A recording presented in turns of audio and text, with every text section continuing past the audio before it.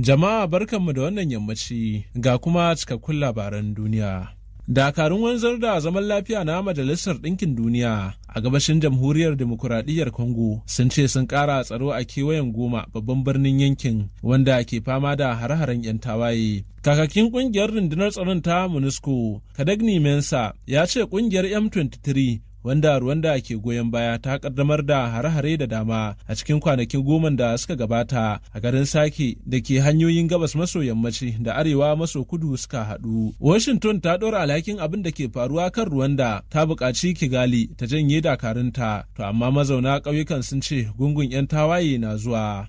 Dubban mutane ne suka rasa matsugunansu a ranar Asabar ɗin da ta gabata. Ma'aikatar harkokin wajen Amurka ta buƙaci M23 ta dakatar da har-haranta cikin gaggawa, sannan ta yi Allah wadai da goyon bayan da Rwanda take bawa 'yan tawaye. Shugabannin kasashen Afirka sun yi Allah wadai da hare-haren da Isra'ila ke kaddamarwa kan Gaza da sunan kare kai, yayin da suka buƙaci ƙasar ta dakatar da barin wutar ba tare da ɓata lokaci ba. Musa Faki Muhammad, shugaban majalisar gudanarwar ƙungiyar, ya ce wannan lugudan wuta babu abin da ke cikinsa illa cin zali da cin zarafi, kuma lokaci ya yi da duniya za ta mayar da Isra'ila cikin hayyacinta. Kalaman na Faki na zuwa ne bayan doguwar makala da Firayim Ministan Falasɗinu Muhammad Shtayyeh ya karanta a wajen taron. Shugabannin sun sanar da goyon bayansu ga neman tsagaita wuta da ƙasashen duniya ke yi. Wannan yaƙi na cikin mafiya tashin hankali da duniya ta gani a tarihi, don haka lokaci yayi da ya kamata a dasa masa aya, a cewar Musa Faki Muhammad. A nasa ɓangaren, Arzali Asumani, shugaban ƙungiyar AU mai barin gado, ya yaba wa Afirka ta Kudu kan ƙarar Isra'ila da ta shigar gaban kotun duniya, duk da cewa hakan bai yi wani tasiri ba, amma tabbas ya nuna yadda kasashen Afirka ke adawa da wannan aiki. Duk da cewa Isra'ila ta musanta aikata laifukan yaƙi da yunkurin kisan ƙare dangi, amma babu makawa abin da take yi a Gaza ba shi da bambanci da abin da ake zarginta da aikatawa, a cewar ƙungiyar ta AU. Wannan ya sake tabbatar da matsayar kasashen Afirka game da aikin na Isra'ila bayan da suka sallami wakilanta daga taron su na bara. Rahotanni daga Najeriya na cewa 'yan bindiga sun aukawa garuruwan Gwada da Kassam a ƙananan hukumomin Igabi da Kauru da ke jihar Kaduna, inda suka kashe mutum 9 da raunata akalla 7, tare kuma da yin garkuwa da fiye da mutum 30, ciki har da tsohon daraktan babban bankin ƙasar CBN. Cikin wata sanarwa da kakakin ƙungiyar al'ummomin yankin kudancin Kaduna, Joshua Abrag ya fitar, ya tabbatar da harin 'yan bindigar a garin Kwassam. Ya ce maran sun yi garkuwa da kimanin mutum 50 a wani hari da suka kai ƙauyen Sabon Layi. Abrag ya yi kira ga gwamnatin jihar da jami'an tsaro da su ɗauki mataki kan maharan da ke yawan kaiwa yankunan kudancin Kaduna har-hare. To sai dai cikin wata sanarwa da gwamnatin jihar ta fitar ta hannun kwamishinan lura da harkokin tsaron cikin gida Samuel Arwan, gwamnatin ta tabbatar da har-haren,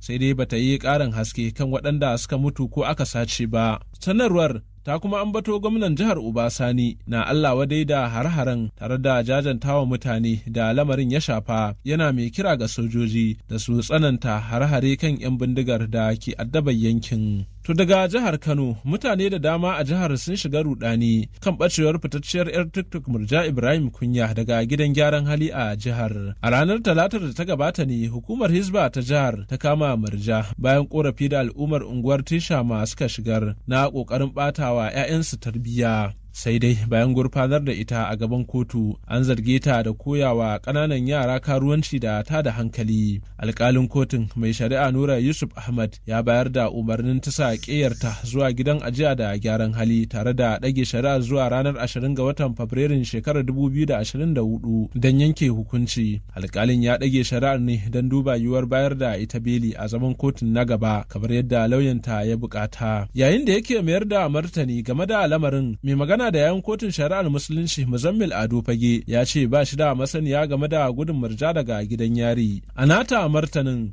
hukumar Hizba wadda ta kama Murja ta ce ita aikinta shine ta kama mutum, amma ba ta da hurumi kan yanke masa hukunci ko faɗawa alƙali irin hukuncin da za a yanke masa. Haka kuma Hizba ta ce wannan abu da ya faru ba zai sa ta yi ƙasa a gwiwa ba wajen sauke nauyin da ya rataya a wuyanta. Al'umma na ci gaba da cece-kuce musamman a shafukan sada zumunta na zamani kan laliban yadda aka yi Murja ta tsere da kuma wanda ya fitar da ita daga gidan gyaran hali.